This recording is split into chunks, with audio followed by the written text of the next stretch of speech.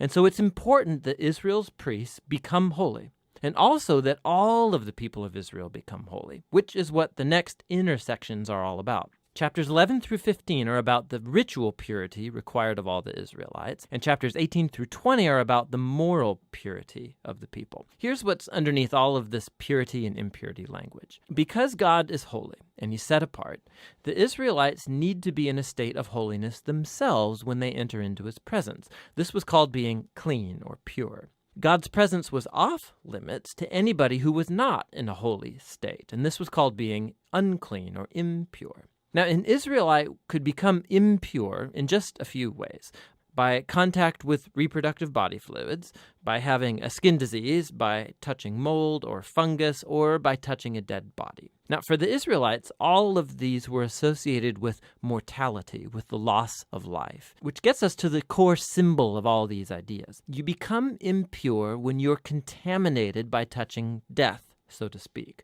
And death is the opposite of God's holiness because God's essence is life. Now, this is really key. Simply being impure was not sinful or wrong. Touching these kinds of things was a normal part of everyday life. And impurity was a temporary state. It just lasted a week or two, and then it's over.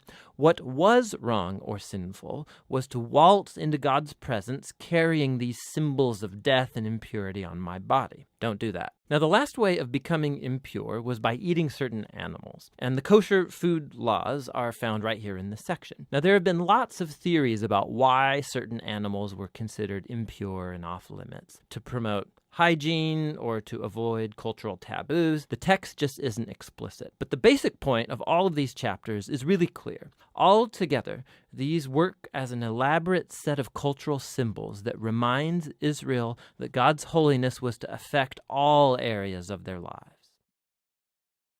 Leviticus 11.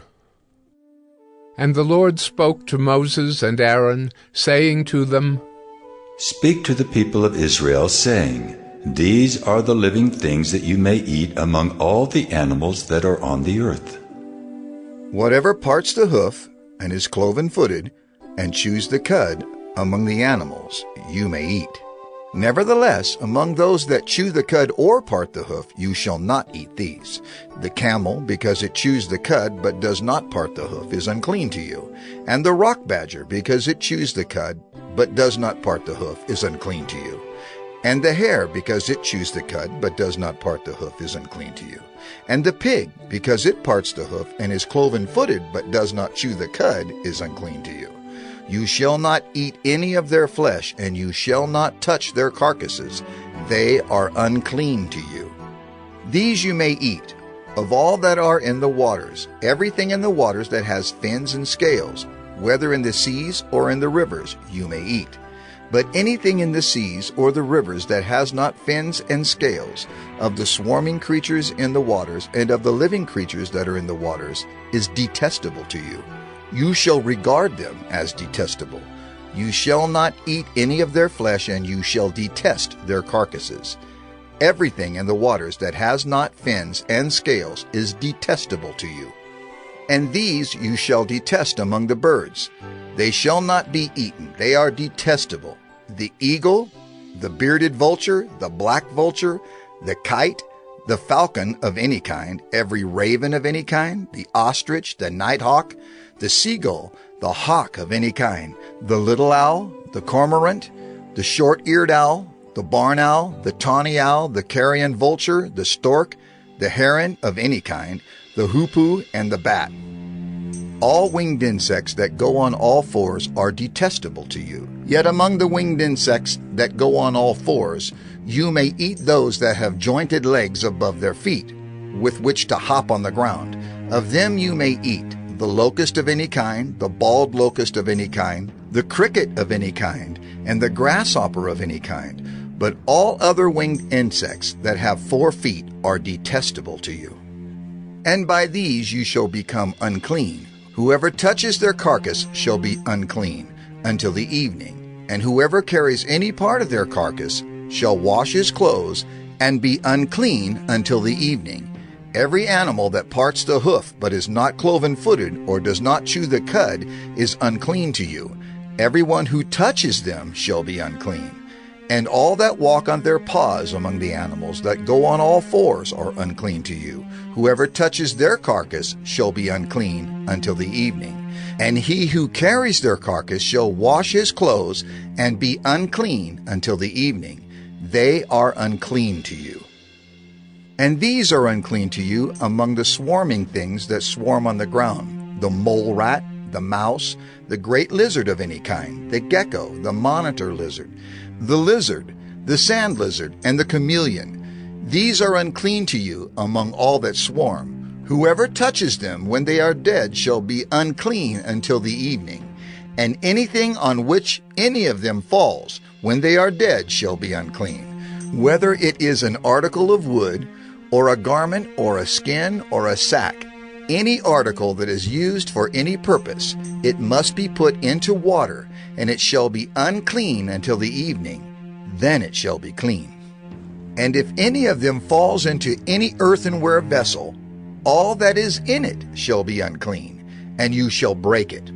Any food in it that could be eaten, on which water comes, shall be unclean, and all drink that could be drunk from every such vessel shall be unclean. And everything on which any part of their carcass falls shall be unclean. Whether oven or stove, it shall be broken in pieces. They are unclean and shall remain unclean for you.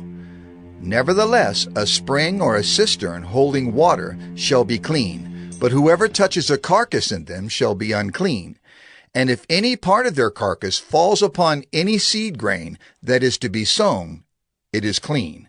But if water is put on the seed, and any part of their carcass falls on it, it is unclean to you. And if any animal which you may eat dies, whoever touches its carcass shall be unclean until the evening. And whoever eats of its carcass shall wash his clothes and be unclean until the evening. And whoever carries the carcass shall wash his clothes and be unclean until the evening. Every swarming thing that swarms on the ground is detestable. It shall not be eaten. Whatever goes on its belly, and whatever goes on all fours, or whatever has many feet, any swarming thing that swarms on the ground you shall not eat, for they are detestable. You shall not make yourselves detestable with any swarming thing that swarms, and you shall not defile yourselves with them, and become unclean through them. For I am the Lord your God. Consecrate yourselves therefore and be holy, for I am holy. You shall not defile yourselves with any swarming thing that crawls on the ground. For I am the Lord who brought you up out of the land of Egypt to be your God. You shall therefore be holy, for I am holy. This is the law about beast and bird, and every living creature that moves through the waters, and every creature that swarms on the ground, to make a distinction between the unclean and the clean, and between the living creature that may be eaten and the living creature that may not be eaten. Leviticus 12. The Lord spoke to Moses, saying, Speak to the people of Israel, saying, If a woman conceives and bears a male child, then she shall be unclean 7 days, as at the time of her menstruation. She shall be unclean. And on the 8th day the flesh of his foreskin shall be circumcised. Then she shall continue for 33 days in the blood of her purifying. She shall not touch anything holy, nor come into the sanctuary, until the days of her purifying are completed. But if she bears a female child, then she shall be unclean 2 weeks, as in her menstruation. And she shall continue in the blood of her purifying for 66 days. And when the days of her purifying are completed, whether for a son or for a daughter, she shall bring to the priest at the entrance of the tent of meeting a lamb 1 year old for a burnt offering, and a pigeon or a turtle dove for a sin offering. And he shall offer it before the Lord, and make atonement for her. Then she shall be clean from the flow of her blood. This is the law for her who bears a child, either male or female. And if she cannot afford a lamb, then she shall take 2 turtle doves or 2 pigeons, one for a burnt offering and the other for a sin offering. And the priest shall make atonement for her, and she shall be clean. Leviticus 13. The Lord spoke to Moses and Aaron, saying, When a person has on the skin of his body a swelling or an eruption or a spot, and it turns into a case of leprous disease on the skin of his body, then he shall be brought to Aaron the priest or to one of his sons, the priests. And the priest shall examine the diseased area on the skin of his body, and if the hair in the diseased area has turned white, and the disease appears to be deeper than the skin of his body, it is a case of leprous disease. When the priest has examined him, he shall pronounce him unclean. But if the spot is white in the skin of his body, and appears no deeper than the skin, and the hair in it has not turned white, the priest shall shut up the diseased person for 7 days. And the priest shall examine him on the 7th day. And if in his eyes the disease is checked, and the disease has not spread in the skin, then the priest shall shut him up for another 7 days. And the priest shall examine him again on the 7th day. And if the diseased area has faded, and the disease has not spread in the skin, then the priest shall pronounce him clean. It is only an eruption, and he shall wash his clothes and be clean. But if the eruption spreads in the skin, after he has shown himself to the priest for his cleansing, he shall appear again before the priest, and the priest shall look. And if the eruption has spread in the skin, then the priest shall pronounce him unclean.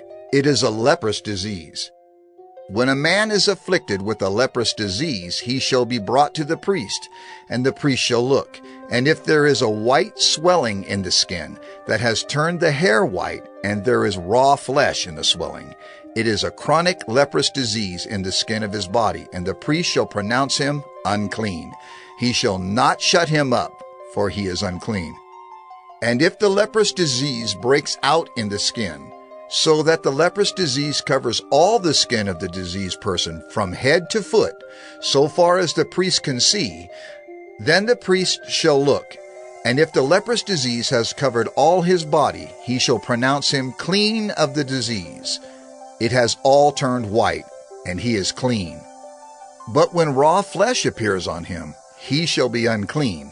And the priest shall examine the raw flesh and pronounce him unclean. Raw flesh is unclean, for it is a leprous disease. But if the raw flesh recovers and turns white again, then he shall come to the priest, and the priest shall examine him. And if the disease has turned white, then the priest shall pronounce the diseased person clean. He is clean. If there is in the skin of one's body a boil, and it heals, and in the place of the boil there comes a white swelling or a reddish-white spot, then it shall be shown to the priest, and the priest shall look. And if it appears deeper than the skin, and its hair has turned white, then the priest shall pronounce him unclean. It is a case of leprous disease that has broken out in the boil. But if the priest examines it, and there is no white hair in it, and it is not deeper than the skin, but has faded, then the priest shall shut him up 7 days. And if it spreads in the skin, then the priest shall pronounce him unclean. It is a disease.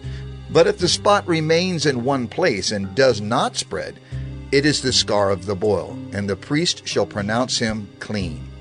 Or when the body has a burn on its skin, and the raw flesh of the burn becomes a spot, reddish-white or white, the priest shall examine it. And if the hair in the spot has turned white, and it appears deeper than the skin, then it is a leprous disease.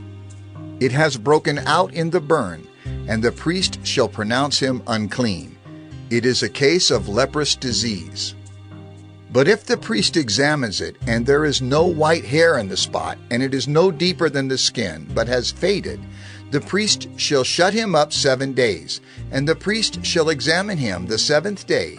If it is spreading in the skin, then the priest shall pronounce him unclean.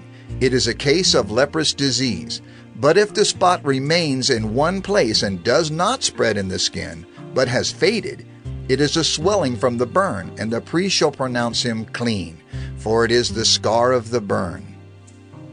When a man or woman has a disease on the head or the beard, the priest shall examine the disease, and if it appears deeper than the skin, and the hair in it is yellow and thin, then the priest shall pronounce him unclean. It is an itch, a leprous disease of the head or the beard. And if the priest examines the itching disease, and it appears no deeper than the skin, and there is no black hair in it, then the priest shall shut up the person with the itching disease for 7 days. And on the 7th day the priest shall examine the disease. If the itch has not spread, and there is in it no yellow hair, and the itch appears to be no deeper than the skin, then he shall shave himself. But the itch he shall not shave. And the priest shall shut up the person with the itching disease for another 7 days. And on the 7th day the priest shall examine the itch, and if the itch has not spread in the skin, and it appears to be no deeper than the skin, then the priest shall pronounce him clean, and he shall wash his clothes and be clean. But if the itch spreads in the skin after his cleansing, then the priest shall examine him. And if the itch has spread in the skin, the priest need not seek for the yellow hair. He is unclean.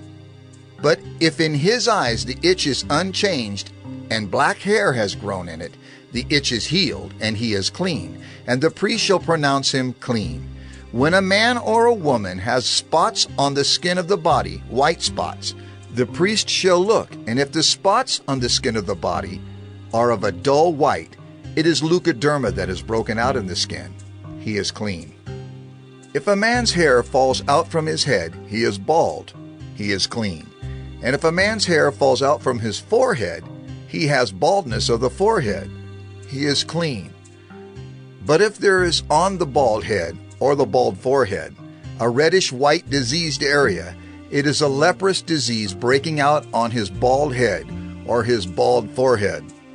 Then the priest shall examine him, and if the diseased swelling is reddish-white on his bald head or on his bald forehead, like the appearance of leprous disease in the skin of the body, he is a leprous man. He is unclean. The priest must pronounce him unclean. His disease is on his head. The leprous person who has the disease shall wear torn clothes, and let the hair of his head hang loose.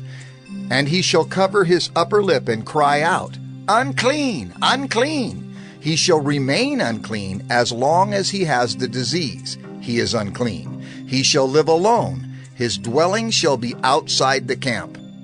When there is a case of leprous disease in a garment, whether a woolen or a linen garment, in warp or woof of linen or wool, or in a skin, or in anything made of skin, if the disease is greenish or reddish in the garment, or in the skin, or in the warp or the woof, or in any article made of skin, it is a case of leprous disease, and it shall be shown to the priest. And the priest shall examine the disease, and shut up that which has the disease for 7 days. Then he shall examine the disease on the 7th day.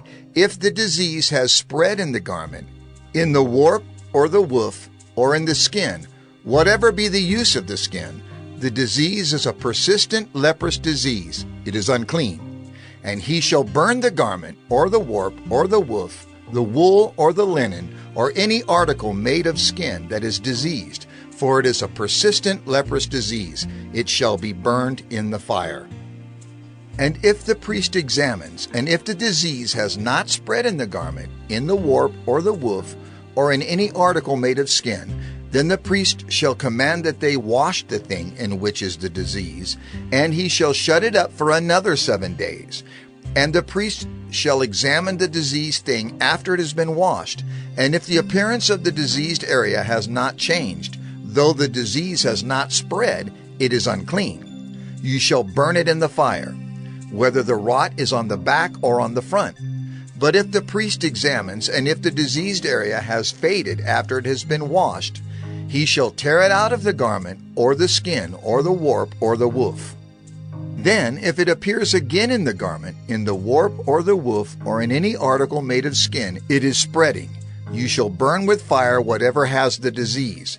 But the garment, or the warp, or the woof, or any article made of skin from which the disease departs, when you have washed it, shall then be washed a second time and be clean.